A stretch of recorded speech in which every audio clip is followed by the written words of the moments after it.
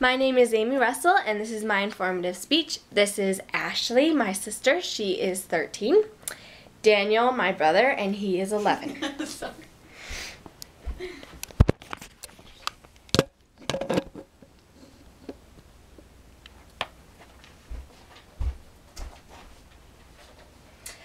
Today I will be talking to you guys about the death penalty. There are many reasons that the death penalty exists. It exists to punish people who have committed crimes that are known as capital offenses. There are several different types of capital crimes. The most common form of capital punishment is lethal injection. And that is right here. They strap you into this bed and they give you 3 different drugs. The first one, it puts you to sleep, and then the second one puts your muscles to sleep basically. It paralyzes you. And then the third one stops your heart.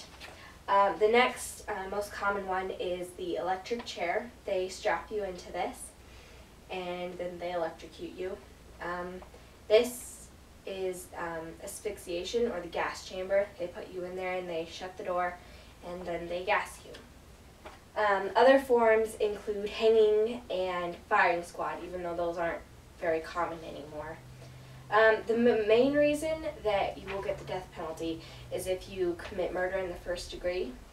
Also, in different jurisdictions, if you commit treason or kidnapping or aggravated rape, or murder of a police officer or a correctional officer, or murder while you're under a life sentence. Those, depending on where you are, which states you're in, that can also get you the death penalty.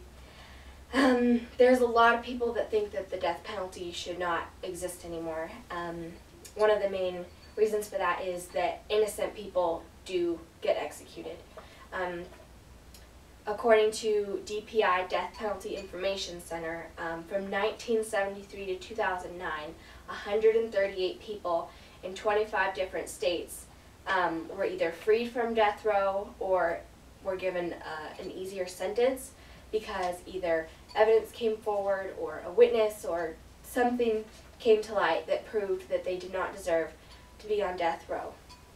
And so just the fact that innocent people are getting put to death is a big one. There's no proof that the death penalty makes people not commit crimes. Like, it doesn't make them scared to commit crimes or anything. Discrimination is also another big one. According to Frank Smoliger, on death row, 98.2% are male, 44.4% are white, 11.8% are Hispanic, and 41.4% are African American. So those statistics are kind of lopsided. I mean, 98.2 are male. I'm pretty sure that women commit just as many crimes as men do. It's also very expensive to have the death penalty happen. It's cheaper for a person to be sent to prison for life. The sacredness of life is another one. People believe that we as humans should not have the right to choose whether a person lives or dies, taking a life. Human rights also comes into play. According to Criminal Justice Source, they just question if the way that people are put to death and the fact that they're being put to death violates their rights as an American citizen. Also, is this process humane?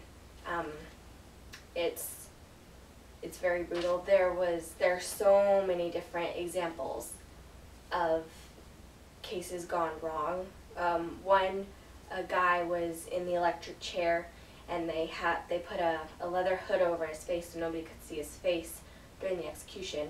But while the electricity was turned on, the flames burst out from underneath the hood, and that was very traumatizing.